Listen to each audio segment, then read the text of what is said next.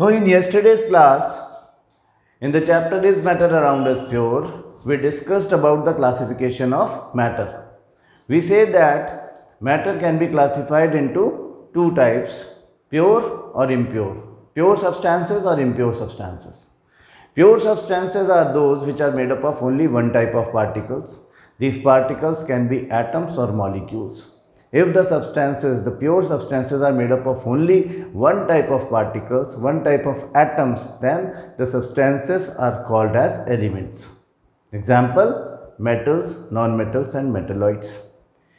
If the pure substances are made up of only one type of molecules, but the molecules are made up of two or more than two types of atoms chemically combined with each other, then the type of substances are called as compounds.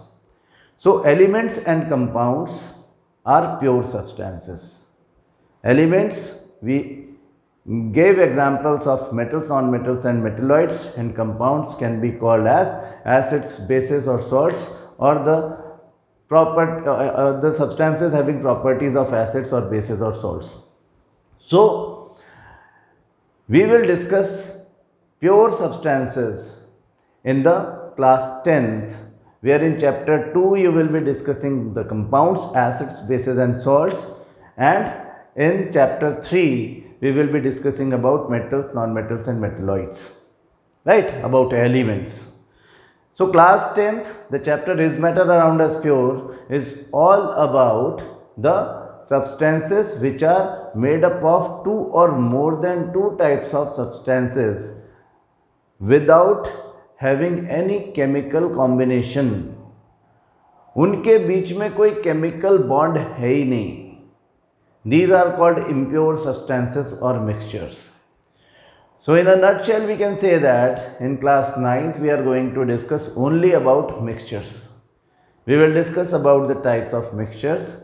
We will also discuss about the differences in the properties of these types of mixtures, and then furthermore we will learn how to use various separation methods according to the properties of the constituent particles of a mixture so that they can be obtained as pure. क्योंकि हमको pure substances ही use करने होते हैं. हाँ, हमको elements और compounds चाहिए होते हैं, लेकिन नेचर में ज़्यादातर चीज़ें आपस में मिक्सड अप होती हैं, मिक्सचर के फॉर्म में, इम्प्योर फॉर्म में मिलती है. तो अगर हमको यूज़ करना है कोई एलिमेंट या कोई कंपाउंड, तो उसको उस मिक्सचर से निकालना आना चाहिए. तो इस चैप्टर में पहले तो हम वेरियस टाइप्स ऑफ मिक्सचर्स पढ़ेंगे और फिर उनको सेपरेट करके प्योर सब्सटेंसेस बनाने का तरीका सीखेंगे, है ना. तो let us start this. As we said कि मैटर जो है वो दो तरह का हो सकता है, या तो वो प्योर सब्सटेंसेस हो सकते हैं या तो वो मिक्सचर्स या इम्प्योर सब्सटेंसेस हो सकते हैं, और हम यहाँ पर मिक्सचर्स के बारे में बात करने वाले हैं. तो मिक्सचर के बारे में सबसे पहले बिल्कुल फंडामेंटल्स, बिल्कुल बेसिक्स समझें कि जैसे यहाँ पे दो सब्सटेंसेस दिए हुए हैं सैंड और शुगर, और आप इन दोनों को अच्छे से जानते हो, आपने देखे हुए हैं. कोई ऐसा कोई केमिकल सब्सटेंस उठा के हम लैब से नहीं ले आए. ये बिल्कुल सिंपल चीज़ें हैं जो आपके सराउंडिंग्स में मिलती हैं. आप अच्छी तरह समझते हो इसका कंपोजिशन कैसा है, इसका कंपोजिशन कैसा है. शुगर के क्रिस्टल्स भी आपने देखे हैं और सैंड भी आपने देखी है, ठीक है. तो अगर इन दोनों को आपस में मिक्स कर दिया जाए तो that would be a mixture, because the two substances are without any chemical association are combined in a mixture. यहाँ पे इन दोनों का एक मिक्सचर बना दिया है. शुगर और सैंड जो है वो आपस में केमिकली कंबाइंड नहीं है. In this mixture, these two are free to show their individualistic properties. Sand ही है, सैंड का कंपोजिशन नहीं बदला. शुगर भी शुगर ही है, उसका भी कोई कंपोजिशन नहीं बदला. They are free to show their individualistic properties. They can be separated also with the help of physical methods.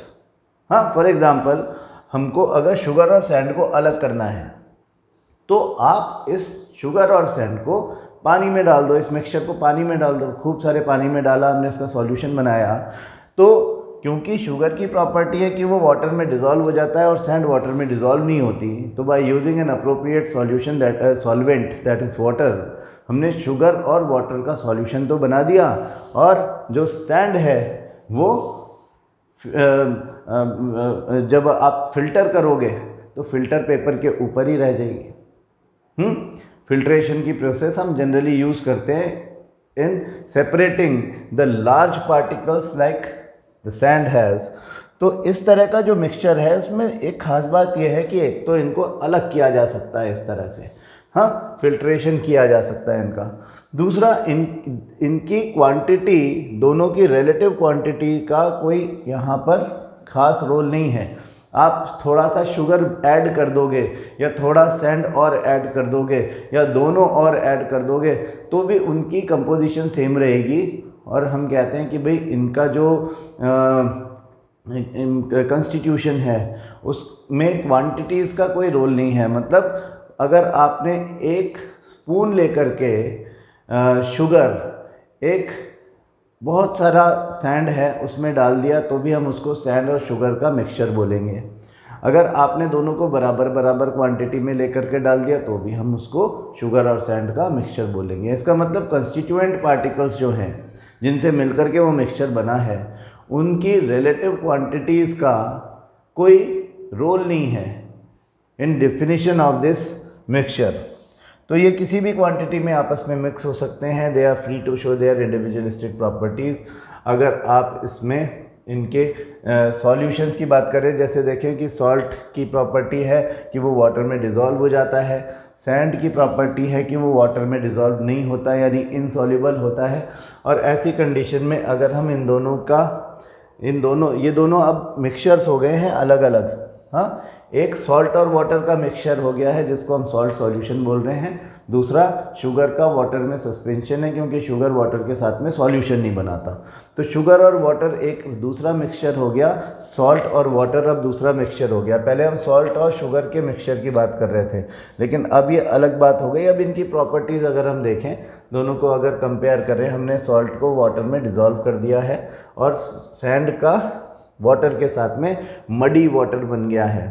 तो अगर हम इन दोनों को बारीकी से कंपेयर करें तो हमें पता चलेगा कि we can not see any salt molecules suspended at the bottom of the water container या बीकर। जबकि जब हम देखते हैं कि सॉल्ट का जो सॉल्यूशन, सैंड का जो मिक्सचर था वाटर के साथ में, उसके बॉटम पर हमें सैंड सस्पेंडेड दिखेगी।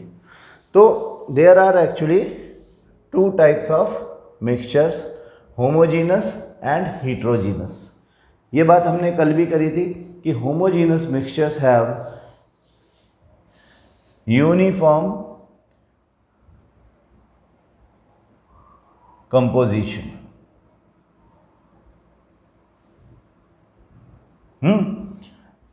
जो हम वाटर का सैंड के साथ में मिक्सचर देख रहे थे, इसका कंपोजिशन यूनिफॉर्म है। ये यूनिफॉर्म कंपोजिशन है। इसमें हमें कहीं पता नहीं चलता कि सॉल्ट कहाँ है और वाटर कहाँ है, इनकी कंपोजिशन यूनिफॉर्म है। यूनिफॉर्म कंपोजिशन का मतलब कि they are uniformly mixed with each other, completely totally mixed with each other, and you cannot make out where the salt particles are. They are absolutely dissolved in water, and we can say that salt molecules are hidden in between the intermolecular spaces of water. But salt particles can't do that because salt particles are larger in size. जब बड़ी size के particles होते हैं तो ऐसा कुछ हो जाता है, हाँ, वो बॉटम पे सेटल हो जाते हैं क्योंकि वो इंटरमॉलिक्यूलर स्पेसेस जितना है वाटर मॉलिक्यूल्स के बीच में उनसे ज़्यादा बड़े हैं। So they can not adjust themselves there, so they get settle down and at the bottom. आप जब इसको स्टिर करके ये सॉल्यूशन बना रहे थे तब तो कुछ नहीं हुआ, कोई प्रॉब्लम नहीं हुई, लेकिन बाद में ये नीचे जाके सेटल हो गए।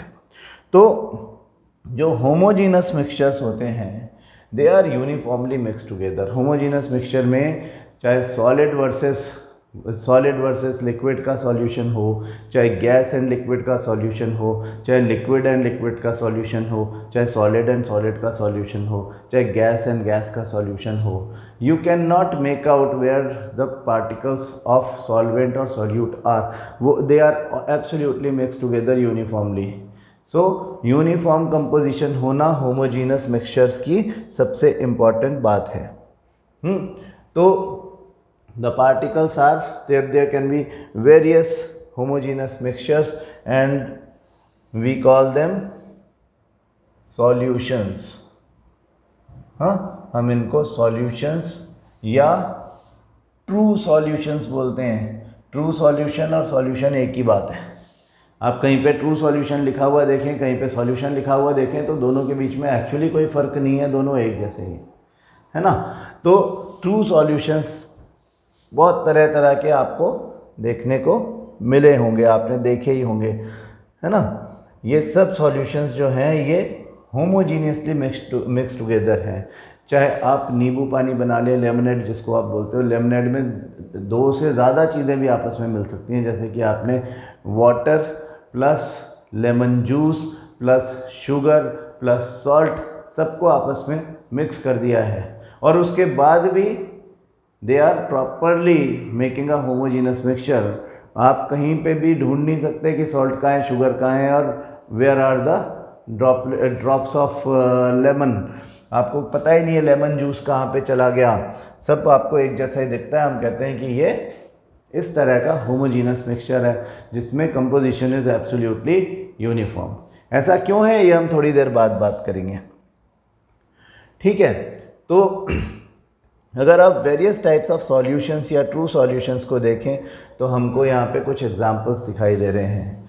सोडियम हाइड्रोक्साइड और हाइड्रोजन क्लोराइड, इन दोनों को आपस में मिक्स कर दिया जाए. हालांकि ये दोनों तो आपस में रिएक्ट कर देते हैं, and after getting reacted they will form salt and water. तो ये तो एक केमिकल रिएक्शन हो जाएगी.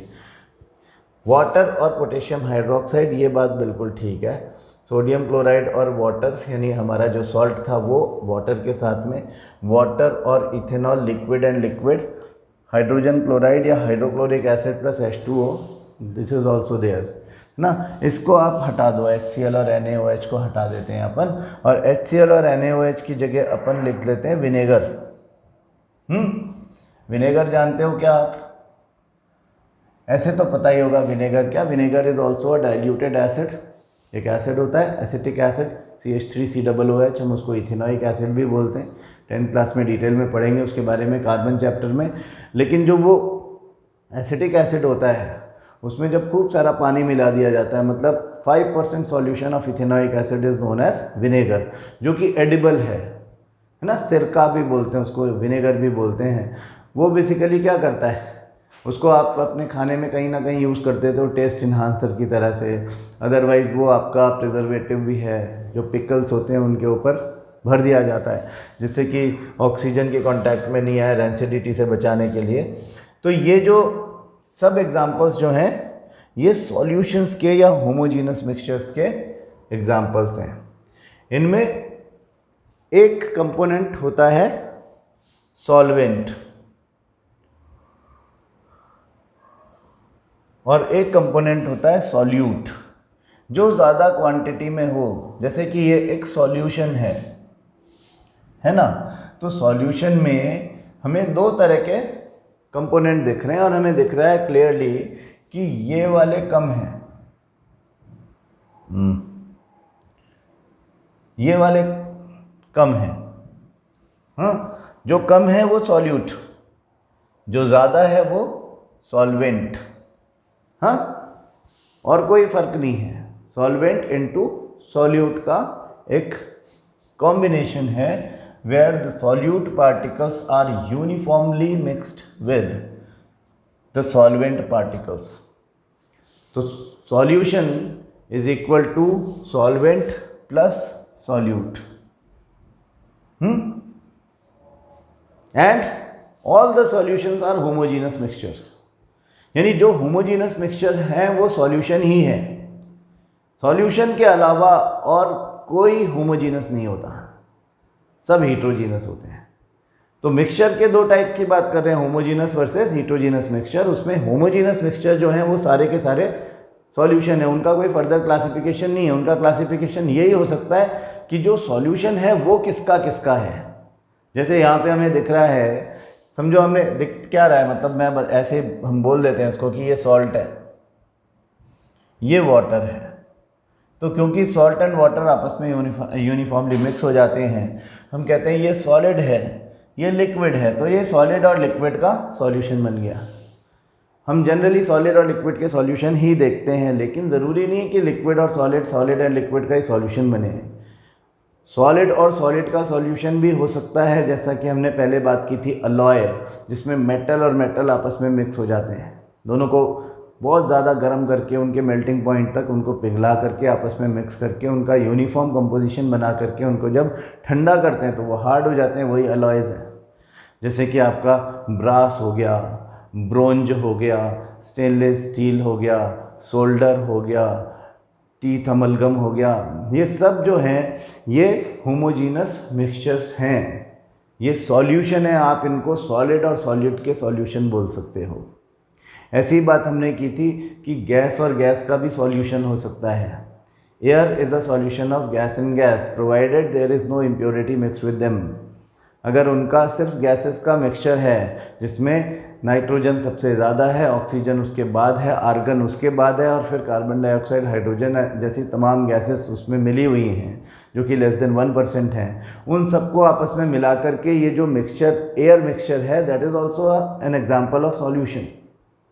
ठीक है, तो पहली बात तो यहाँ पे आपको ये सीखनी है कि you should know all the examples of homogeneous mixtures which we call as solutions. तो सॉल्यूशन में सॉल्यूट होता है और सॉल्वेंट होता है। हमको कंपोजिशन ऑफ अ सॉल्यूशन पता चल गया and they are homogeneously mix with each other. अगर हम सोडियम क्लोराइड के मिक्सचर को देखें तो उसमें वाटर सॉल्वेंट है और सोडियम क्लोराइड सॉल्यूट है। सॉल्यूट जो कम क्वांटिटी में होता है, सॉल्वेंट जो ज़्यादा क्वांटिटी में होता है। सॉल्ट एंड वाटर के केस में हम कहते हैं कि salt molecules are uniformly distributed in between the intermolecular spaces of water. Water के मॉलिक्यूल्स के बीच में जो गैप्स होते हैं, जो इंटरमॉलिक्यूलर स्पेसेस होते हैं, उनमें सोडियम क्लोराइड के पार्टिकल्स अपने आप को एडजस्ट कर लेते हैं। Uniformly mixed together to make a solution, and the components of a solution is solute and solvent. Simple बात है।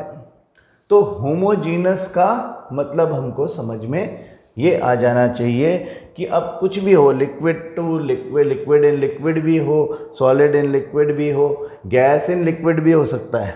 हाँ, गैस एंड लिक्विड क्या होता है? जो आपके कोल्ड ड्रिंक्स होते हैं, आपका जो सोडा वाटर होता है, उसमें आपने एक्चुअली गैस को लिक्विड के अंडर हाई प्रेशर पुश किया हुआ है। आप जब कोल्ड ड्रिंक की बॉटल खोलते हो तो वो प्रेशर रिलीज़ होने की आवाज़ आपको सुनाई देती है, जिसको हम फिज़ बोलते हैं, है ना। जो फिज़ उसका होता है, जो आपको बड़ा मज़ा आता है उसमें। आप कोल्ड ड्रिंक पीते हो तो वो फिज़ थोड़ा सा आपकी नाक में से निकलने लगता है एंड यू फील थ्रिल्ड कि ये तो यार बड़ा अच्छा ड्रिंक है। तो वो गैस एंड लिक्विड का होमोजीनस मिक्सचर है।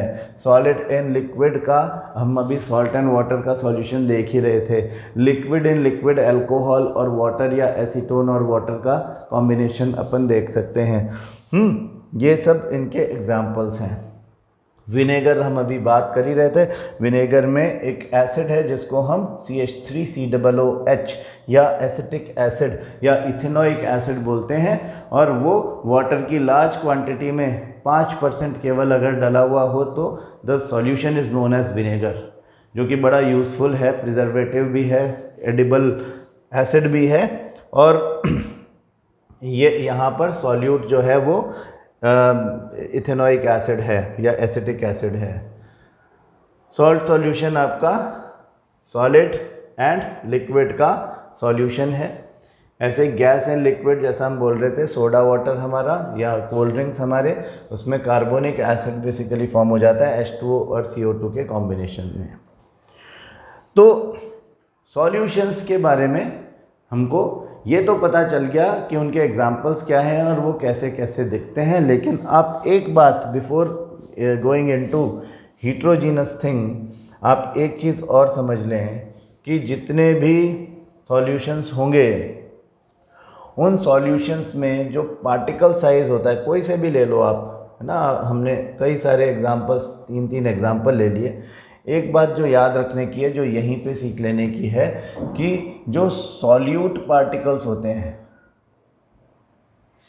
सॉल्यूट पार्टिकल का जो साइज होता है that is less than 1 nanometre.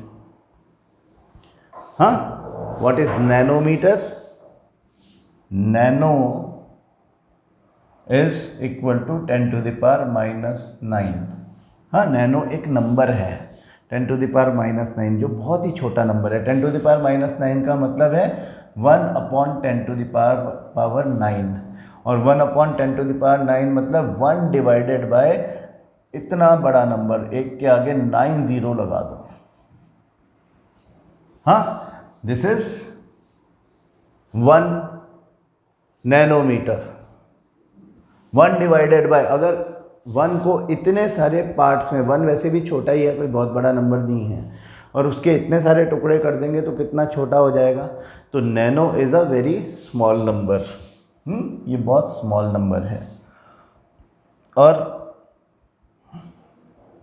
यहाँ पे मैं आपको एक चीज़ और क्लियर कर दूँ कि जो नैनो जो है 10⁻⁹, जब हम उसको मीटर के आगे लगा देते हैं तो वो साइज़ की बात होने लगती है।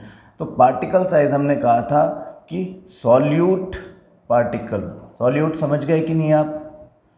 सॉल्यूशन का वो कंपोनेंट जो कम क्वांटिटी में है, जैसे सॉल्ट एंड वाटर सॉल्यूशन में सॉल्ट के पार्टिकल्स जो हैं उनको हम सॉल्यूट पार्टिकल बोलेंगे। हाँ, विनेगर में एसिटिक एसिड के मॉलिक्यूल्स को हम सॉल्यूट पार्टिकल्स बोलेंगे। हाँ, वाटर एंड कार्बन डाइऑक्साइड के मिक्सचर में कार्बन डाइऑक्साइड क्योंकि कम क्वांटिटी में है तो हम कार्बन डाइऑक्साइड को सॉल्यूट पार्टिकल्स बोलेंगे। और सॉल्यूट पार्टिकल का साइज जो है वो लेस देन 1 नैनोमीटर है, यानी 1 नैनोमीटर दैट इज 10⁻⁹ मीटर। वैसे ही बहुत छोटा साइज है और उससे भी छोटे हैं ये, इतने छोटे हैं इसीलिए तो इंटरमॉलिक्यूलर स्पेसेस ऑफ वाटर में छुप जाते हैं, एडजस्ट हो जाते हैं। और हम कहते हैं कि इंटरमॉलिक्यूलर स्पेसेस में जब ये इस तरह से एडजस्ट हो जाते हैं कि वी कांट मेक आउट कि वो चले कहाँ गए, तो फिर होमोजीनस मिक्सचर बनता है, क्योंकि अब हम कह सकते हैं कि ये यूनिफॉर्म डिस्ट्रीब्यूशन हो गया है। They are uniformly distributed or mixed with each other. That is why the composition becomes uniform. तो कंपोजिशन यूनिफॉर्म होने के लिए जो रीज़न है वो पार्टिकल्स का, सॉल्यूट पार्टिकल्स का एक्सट्रीमली स्मॉल होना, बहुत छोटा होना। ठीक है, ये इतने छोटे होते हैं, इस वजह से ही ये माइक्रोस्कोप से भी नहीं दिखते। We can't see them even with a compound microscope. तो थोड़ा सा ये समझ लें, नैनो का हम कई बार क्या नंबर से कंफ्यूज हो जाते हैं। हमने कहा कि 1 नैनोमीटर, हाँ, इसको अगर सेंटीमीटर में बदलना, 1 nanometre is equal to 10⁻⁹ metre. ये बात तो आपको समझ में आ गई, ये और ये एक ही बात है। हाँ, इसमें सेंटीमीटर कितने होंगे? इसमें 10⁻⁷ सेंटीमीटर होंगे। कैसे? कैसे कि 10⁻⁷, और सेंटी क्या होता है? 1/100, 1/100 मतलब 10⁻⁻², मीटर की जगह मीटर लिख दो। तो ये भी 10⁻⁹ ही हो गया ना। -7 -9 को ऐड कर दोगे तो -9 ही होगा, तो 10⁻⁹ मीटर ही है ये। तो इसका मतलब 1 नैनोमीटर और 10⁻⁷ सेंटीमीटर एक ही बात है। तो कहीं पे अगर 10⁻⁻7 सेंटीमीटर लिखा हो तो वो 1 नैनोमीटर ही है। अगर कहीं पर 10⁻⁻5 सेंटीमीटर लिखा हो तो इसका मतलब हुआ कि ये 10⁻⁻5 और सेंटी इस 10⁻⁻2 मीटर यानी 10⁻⁻7 मीटर की बात कर रहे हैं। और 10⁻⁻7 मीटर का मतलब क्या हुआ? इसका मतलब ये हुआ कि 10⁻⁻9 इंटू 10⁻2 मीटर। इसका मतलब 10⁻⁻9 मीटर को मैं नैनोमीटर लिख रहा हूँ, 10⁻2 नैनोमीटर, और 10⁻2 नैनोमीटर इज 100 नैनोमीटर। तो 1 नैनोमीटर अगर 10⁻�9 मीटर है तो 100 नैनोमीटर 10⁻⁻7 मीटर है। ये बात मैं बता इसलिए रहा हूँ क्योंकि ज़रूरी है। हाँ, 10⁻⁻7 मीटर 100 नैनोमीटर है। हाँ, 10⁻⁻5 सेंटीमीटर भी 100 नैनोमीटर है। हाँ, 10⁻⁻7 मीटर के बराबर 10⁻⁻5 सेंटीमीटर है और 10⁻⁻7 मीटर 100 नैनोमीटर है, तो 10⁻⁻5 नैनोमीटर 100 नैनोमीटर के बराबर है। 1 नैनोमीटर और 100 नैनोमीटर के बीच में ही हमारी कहानी चलेगी। हम जो सीखेंगे वो 1 नैनोमीटर और 100 नैनोमीटर पार्टिकल साइज़ की बात करेंगे, इसलिए ये बात मैं आपको अब बता रहा हूँ, नहीं तो आप बाद में कंफ्यूज हो जाओगे, है ना। तो आपकी कंफ्यूजन ना हो इसलिए ये बात मैं अभी आपको बता रहा हूँ कि पार्टिकल साइज़ जो है होमोजीनस मिक्सचर का सॉल्यूट पार्टिकल साइज़ जो है वो 10⁻⁻9 मीटर या 1 नैनोमीटर से छोटा होता है। इस वजह से वो इतना ज़्यादा होमोजीनियसली मिक्स हो जाते हैं। तो अब हम बात करें हीट्रोजीनस मिक्सचर्स की, कि हीट्रोजीनस मिक्सचर एक्चुअली होते क्या हैं। हीट्रोजीनस मिक्सचर जो हैं they can be classified into suspensions and colloids. They are the mixtures which have the particle sizes more than 1 nanometre. अगर पार्टिकल साइज 1 नैनोमीटर से 100 नैनोमीटर के बीच में हुए तब तो वो कोलॉइड्स होते हैं, और अगर ग्रेटर देन 100 नैनोमीटर हुए तो वो सस्पेंशन होते हैं। अब सस्पेंशन क्या होते हैं कि जैसे आपने सैंड को वाटर में डाला था, वो एक सस्पेंशन था।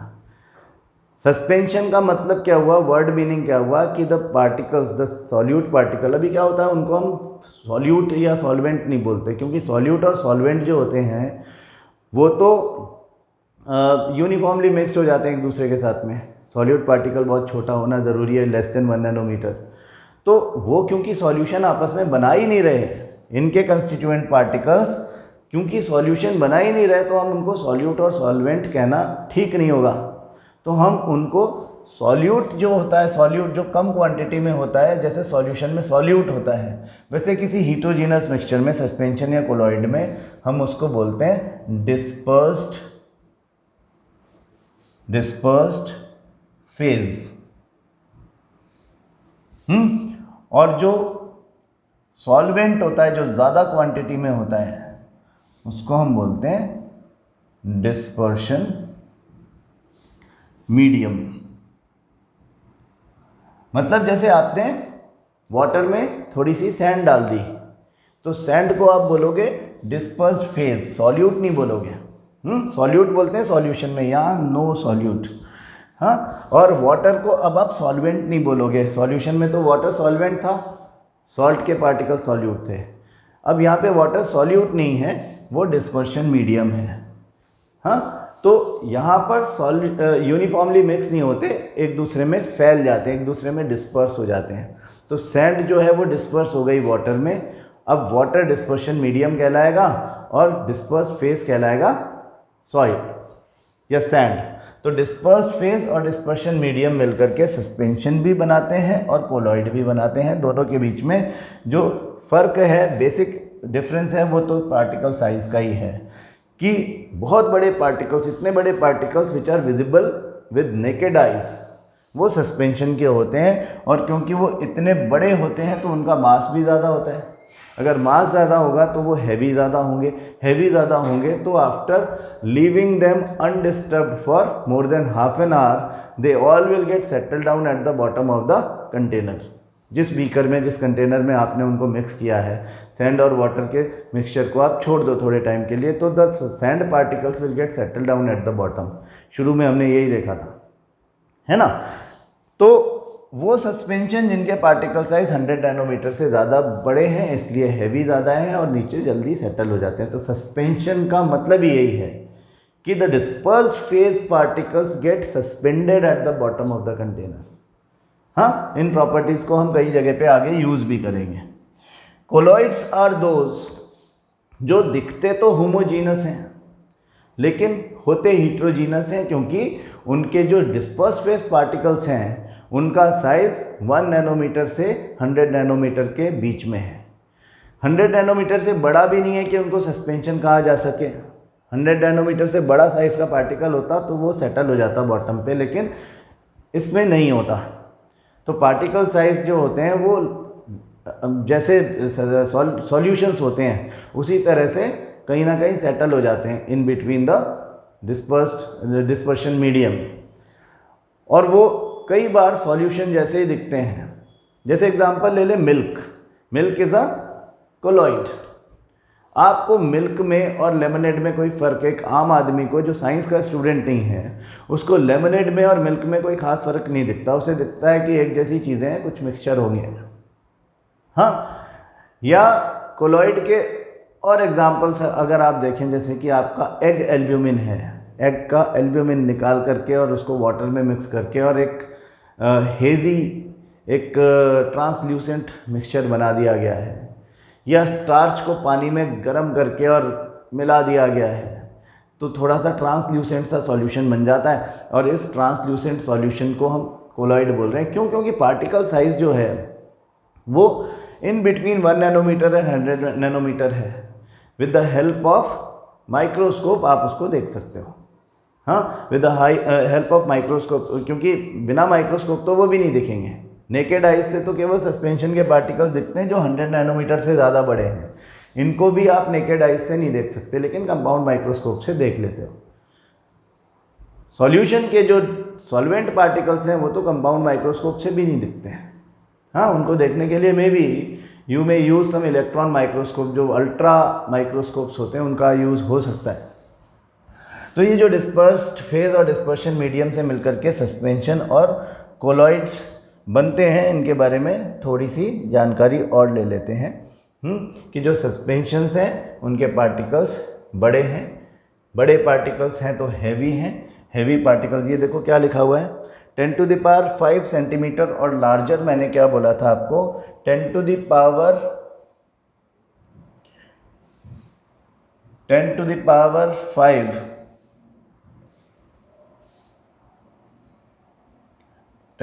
-5 सेंटीमीटर। सेंटी की जगह मैं 10 टू द पावर -2 लिख रहा हूँ मीटर। हाँ, तो इसको मैं 10 टू द पावर -7 मीटर बोल सकता हूँ। हाँ, 10 टू द पावर -7 मीटर और 10 टू द पावर -9 मीटर में क्या फ़र्क है। 10 टू द पावर -9 को 10 टू द पावर 7 मीटर में कन्वर्ट करना है, तो मैं इसमें +2 कर दूंगा तो ये 10 टू द पावर -7 हो जाएगा ना। और +2 कर दूंगा का मतलब क्या हुआ कि मैं इसको 100 into 10 to the power -9 metre बोलूँ, या 10 to the power +2 into 10 to the power -9 metre बोलूँ, तो ये 10 टू द पावर -7 मीटर हो जाएगा। 10 टू द पावर -7 मीटर और 10 टू द पावर -5 सेंटीमीटर एक ही बात है। ये हम समझने की कोशिश कर रहे हैं, जिसका मतलब है 100 into 10 to the power -9 metre, और 100 into 10 to the power -9 metre को हम 100 नैनोमीटर बोल सकते हैं कि नहीं बोल सकते। 10 to the power -9 metre is nanometre. तो 10 टू द पावर नैनोमीटर मतलब 10 टू द पावर -9 मीटर, और 100 इज द नंबर। 100 नैनोमीटर। तो 100 नैनोमीटर जब हमने यहाँ पे लिखा है तो वो 10⁻⁻5 सेंटीमीटर के बराबर है। और हम यही कह रहे थे कि जो सस्पेंशन के पार्टिकल्स हैं वो 100 नैनोमीटर से ज़्यादा बड़े होते हैं। तो 100 नैनोमीटर को कोई 10⁻⁻5 सेंटीमीटर बोले तो you should not get confuse with that. हाँ, ये क्लैरिटी होना चाहिए। तो ये बात समझ में आ गई आपको कि पार्टिकल साइज जो है वो लार्जर देन 10⁻⁵ सेंटीमीटर या 100 नैनोमीटर है। That is why they get settle down at the bottom of the container if left undisturb for more than half an hour. तो ये मडी वाटर में सॉल्ट जो sand का के पार्टिकल्स थे वो बॉटम पे जा कर के इकट्ठा हो गए थे, उसका मतलब यही था। कोलॉइड में मिल्क का एग्जाम्पल है। जो पार्टिकल्स हैं they are smaller than 10⁻⁵ centimetre, मतलब 100 नैनोमीटर से तो छोटे हैं लेकिन 1 नैनोमीटर से बड़े हैं। The particle size is in between 1 nanometre to 100 nanometre. और ऐसे कंडीशन में क्या होगा कि ये सेटल नहीं होंगे बॉटम पे, लेकिन अपीयरेंस जो होगा वो ट्रांसपेरेंट नहीं होगा, इनका ट्रांसल्यूसेंट अपीयरेंस होगा। इनके आर पार आप देख नहीं सकोगे। सॉल्यूशन के तो आप आर पार देख सकते हो लेकिन इनके आप आर पार देख नहीं सकते। इनको देखना है तो आपको माइक्रोस्कोप, अल्ट्रा माइक्रोस्कोप्स का यूज़ करना पड़ेगा। हाँ, without that you can not see them. एक बड़ी ख़ास बात होती है कि अगर इसमें से लाइट पास करवाई जाए तो पार्टिकल साइज़ क्योंकि अब इतना छोटा नहीं है, लेस देन 1 नैनोमीटर नहीं है, तो जब लाइट इसमें से पास करवाते हैं तो वो लाइट को स्कैटर करने लगते हैं। इसको क्या बोलते हैं हम? Scattering. They scatter, they tend to scatter the beam of light passing through it. Scattering क्या है 10th क्लास में डिटेल में पढ़ेंगे। अभी सिर्फ इतना समझ लो कि छोटे छोटे पार्टिकल्स जो होते हैं वो रिफ्लेक्ट करने लगते हैं लाइट को। हर पार्टिकल अलग अलग लाइट को रिफ्लेक्ट करने लगता है। तो लाइट का स्कैटरिंग मतलब उसको बिखेर देना। तो ये जब लाइट को बिखेर दिया जाएगा तो आप एक कंटेनर में जिसमें स्कैटरिंग ऑफ लाइट हो रही है उसको आप साइड से देखोगे तो आपको path of the light visible होगा। और ये कोलॉइड्स की पहचान है। जैसे कि हमने कहा कि इंक एक कोलॉइड है, ब्लू इंक जो आपकी होती है वो एक कोलॉइड है। आपको दिखता वो सॉल्यूशन जैसा है। हाँ, पोटेशियम परमैंगनेट को पानी में डाल दो, पोटेशियम परमैंगनेट के एकदम बारीक पार्टिकल्स होते हैं और आप जब उसको पानी में डाल देते हो तो वो एब्सोल्यूट सॉल्यूशन बना देते हैं, ट्रू सॉल्यूशन बना देते हैं। एक ब्लू इंक और एक मैजेंटा या डार्क मैजेंटा कलर का जो पोटेशियम परमैंगनेट सॉल्यूशन है वो दोनों लगभग एक जैसे दिखते हैं। आप देख करके पता ही नहीं लगा सकते कि कौन सा सॉल्यूशन है कौन सा कोलॉइड है। अब आप कह रहे हो कि अजी आपको तो मालूम है कि सॉल्यूशन के पार्टिकल्स जो हैं वो 1 नैनोमीटर से छोटे हैं, कोलॉइड के 1 नैनोमीटर से 100 नैनोमीटर के बीच में है। तो बात ठीक है, लेकिन नापें कैसे? आपको मैंने पोटेशियम परमैंगनेट सॉल्यूशन भी दे दिया, इंक भी दे दिया, तो आप नाप सकते हो क्या पार्टिकल? तो ये तो खैर साइंस की बातें हैं कि एक्सपेरिमेंट किए जाते हैं लैब में, उनको पता है पार्टिकल साइज़। हम अपने घर में क्या करें? हम तो नहीं नाप सकते पार्टिकल साइज़ क्या है। तो फिर पहचानने का तरीका क्या है कि आप लाइट पास कर दो दोनों के अंदर से। एक बीम ऑफ लाइट जब इसमें से होकर के जाएगी तो क्या हो जाएगा कि अगर कोलॉइड है, अगर इंक है तो वो इसको स्कैटर करेगा। स्कैटर करेगा मतलब क्या करेगा कि वो बिखेर देगा, उसका पाथ विजिबल हो जाएगा। This scattering of light is known as Tyndall effect. एक साइंटिस्ट थे जॉन टिंडाल, उन्होंने इसके बारे में बताया था सबसे पहले, तो इसलिए उसका नाम टिंडाल इफेक्ट पड़ गया। तो हम कहते हैं सिंपल वर्ड्स कि जो कोलॉइड्स होते हैं वो टिंडाल इफेक्ट हमेशा शो करते हैं। हाँ, the path of the light will be visible when the light will be pass through, a beam of light will be pass through this colloid. ये सर जॉन टिंडाल हैं जिन्होंने हमको इसके बारे में बताया था। इनके नाम पर scattering of a beam of light Tyndall effect कहलाता है। तो टिंडाल इफेक्ट कोलॉइड्स शो करेंगे हमेशा और सॉल्यूशन कभी नहीं शो करेंगे। और सस्पेंशन केवल तब शो करेंगे जब वो डिस्टर्ब्ड होंगे। तो ये बात आप याद रखें कि कोलॉइड्स किस तरह का बिहेव करते हैं because of the particle size they have. Muddy water Tyndall effect तब शो करेगा जब वो सेटल डाउन हो चुके हो, जब वो सेटल डाउन नहीं होंगे, इधर फ्लोट कर रहे होंगे, तो डेफिनेटली उनका भी पार्टिकल साइज बड़ा है, वो भी स्कैटरिंग कर देंगे। लेकिन जो सॉल्ट सॉल्यूशन है it will never show Tyndall effect. हाँ, यहाँ टिंडाल इफेक्ट कभी भी नहीं होगा।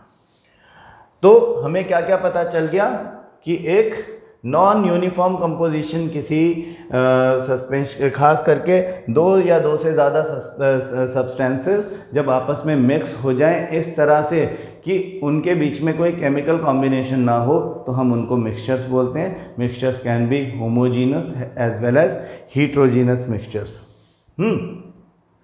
तो जो हमारा ये क्लासिफिकेशन था ये आज थोड़ा सा आगे बढ़ा है, होमोजीनस वर्सेस हीट्रोजीनस। अब हम ये समझ गए हैं कि जो होमोजीनस मिक्सचर्स हैं उनमें केवल सॉल्यूशंस होंगे जिनको हम ट्रू सॉल्यूशंस बोलते हैं, चाहे वो सॉलिड वर्सेस लिक्विड हों, चाहे वो लिक्विड एंड लिक्विड हों, चाहे वो सॉलिड एंड सॉलिड हों, चाहे गैस एंड गैस हों, चाहे गैस एंड लिक्विड हो, व्हाटएवर, वो केवल सॉल्यूशंस ही होंगे जो होमोजीनस हो सकते हैं, होमोजीनस हो सकते हैं, जिनमें 10⁻⁹ मीटर यानी 1 नैनोमीटर से छोटा पार्टिकल साइज होता है। बाकी सब मिक्सचर्स हीट्रोजीनस होते हैं जिनमें कोलॉइड्स भी होंगे और सस्पेंशंस भी होंगे। तो अब कल की क्लास में हम solutions versus colloids versus suspension comparison करेंगे on the basis of their properties. This will include the category of the mixtures they are in, यानी सॉल्यूशन है तो होमोजीनस, कोलॉइड्स हैं तो हीट्रोजीनस एंड सस्पेंशंस हैं तो वो भी हीट्रोजीनस। उनके relative particle size, how they behave when they get left alone for half an our without getting disturbed, whether they get settled down or not, are they filterable or not, can they be separated with the help of a filter paper, filtration हो सकती है क्या उनकी, ये भी देखेंगे। Tyndall effect show कर सकते हैं या नहीं कर सकते हैं, करते हैं तो किन कंडीशंस में करते हैं ये भी देखेंगे। ये comparison head to head in a tabular form is very important and that is a big question which comes in your exams. तो आई होप आपको ये बात अच्छे से आज समझ में आ गई होगी कि in the classification of matter, इसीलिए हमने ये पीछे से शुरू किया था कि in the classification of matter हमें ये पता चल गया कि होमोजीनस और हीट्रोजीनस जो कि मिक्सचर्स के पार्ट हैं वो एक्चुअली किस तरह से फर्दर कैटेगराइज किए जा सकते हैं। ठीक है, तो कल की क्लास में हम कंपैरिजन सीखेंगे between solutions, colloids and suspensions. ठीक है, आप तब तक अच्छे से पढ़ो, आपकी बुक में जो बातें आज हमने करी हैं उनके बारे में कहाँ पे लिखा हुआ है, क्या लिखा हुआ है। ठीक है, see you in the next class. Thank you.